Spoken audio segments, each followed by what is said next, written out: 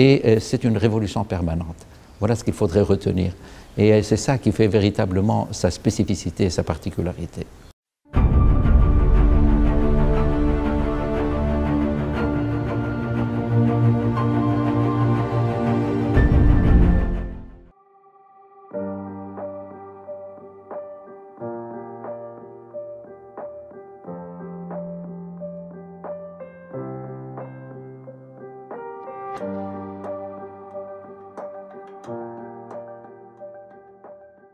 Le processus, la révolution ne s'est pas terminée, la révolution continue avec des actes successifs. Et c'est ça ce que je veux retenir de cette révolution. C'est une révolution avec des actes successifs. Là, nous sommes dans une situation presque de blocage, de crise. Il y a bien un nouveau dialogue national, comme le dialogue national de 2013. Et on essaie de sortir avec le dialogue national. Et le dialogue national, lui seul, peut-être va échouer éventuellement. Peut-être aurions-nous encore un troisième acte comme celui de Sitin Rahil de 2013 et que nous aurons précisément encore une sortie populaire qui va demander à ce que l'Assemblée soit dissoute, à ce que le gouvernement soit changé, à ce que, etc. Alors probablement, ce sera le troisième acte de la révolution. Et on ne sait pas comment les choses vont avancer. Ce qui est rassurant, c'est qu'on est resté toujours respectueux de l'ordre juridique établi. Et même s'il va y avoir des changements, ils vont y avoir des changements sur la base du respect de ce qui existe dans la Constitution actuelle, comme cela a été le cas pour les cas qui ont précédé. Et puis nous continuons notre chemin. La révolution, en fait, n'est pas terminée. La révolution est en train de marcher en avant. La démocratie est incontournable.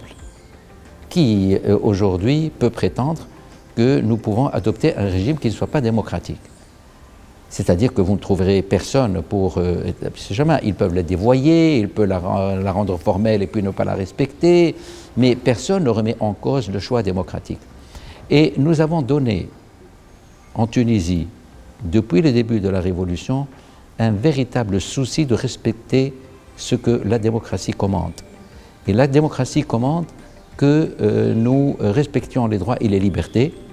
Et la liberté, c'est le premier gagnant, la dignité aussi, mais la démocratie, il faudrait qu'elle soit en même temps une démocratie procédurale, c'est-à-dire que par les élections.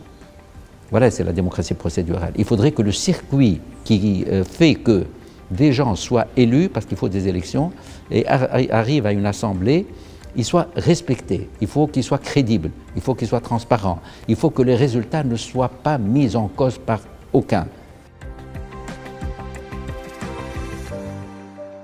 Alors, je suis naturellement optimiste, pour dire la vérité, parce que sans optimisme, on risque de véritablement jeter l'éponge et ne plus rien faire. Et là, je suis assez optimiste. Je dis que la Tunisie, qui a marqué toute cette période par une très forte résilience. C'est-à-dire qu'elle a franchi tous les obstacles. En dépit de toutes les difficultés, je ne vais pas les énoncer, vous les connaissez toutes.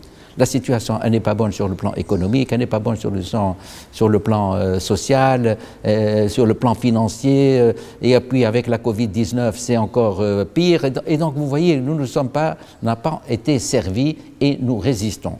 Il y a une véritable résistance. Mais jusqu'à où ça va persister et ça va continuer?